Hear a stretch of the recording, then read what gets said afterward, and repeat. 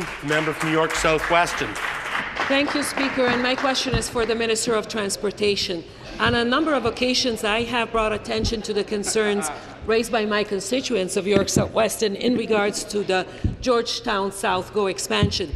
And this project includes an aerial link from the Union Station to Pearson Airport, which is currently undergoing an environmental assessment, which will conclude in the fall. The proposal put forward by Metrolinx includes a stop and a new GO station facility in Weston, plus tunneling the aerial link and GO trains through Weston. This is a great improvement from the original project proposal, and I would like to thank the Minister for sharing new exciting news with us today. That is in respect with the electrification of the Georgetown line, which many of my constituents have been calling for. My understanding is that these studies are necessary to move forward. Both the Metrolinx and the Minister have heard the residents of York South-Weston in the past and have responded. Minister. Well, one of my colleagues reminds me that we've already are in the process of spending $7 billion on electrification in Toronto at the present time. And I know the member for York South-Weston has been a tireless advocate in this regard. The Georgetown South Service expansion, including an air rail link, is a priority in Metrolinx Regional Transportation Plan, a plan that was unanimously adopted by the entire Metrolinx board. Metrolinx recognizes the desire of those living along the Georgetown corridor to see electric trains running on their line as soon as possible.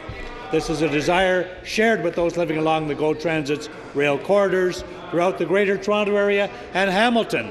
And that is why the Regional Transportation Plan also recommends express rail service throughout the GTHA, for which electrification is a key element.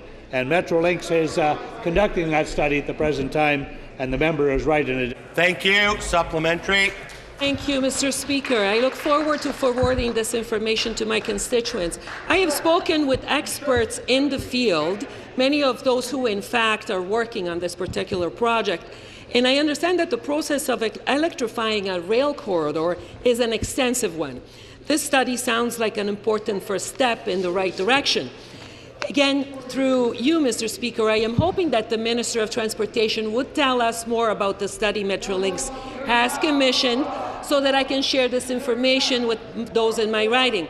Specifically, what the study will entail, timelines of the study, and how it will affect the Georgetown corridor and aerial link. The residents of York South-Weston look forward to electric train technology as part of Ontario's plan to increase transit use in the coming years. Great Thank you. question. Minister. I understand an external advisory committee will be established to advise Metrolinx on the scope of the study. The committee will be made up of community representatives, transit riders, and independent technical experts. Issues they could raise to be addressed in the terms of reference might include staging criteria for the electrification of GO's rail lines, performance improvement for riders, urban planning benefits, and vehicle technology options and availability. It is important to note that until we are able to move forward with electrifying the line, we must address the current capacity and congestion concerns on the Georgetown corridor. That is why Metrolinx is taking extra care on infrastructure design to make sure it supports future electrification. And I mentioned previously, all structures will be constructed to meet the greater height requirements for electrification. Track spacing will allow for the foundations and columns required, and signal systems are all being upgraded. Thank you. New question. The member from Kitchener-Waterloo.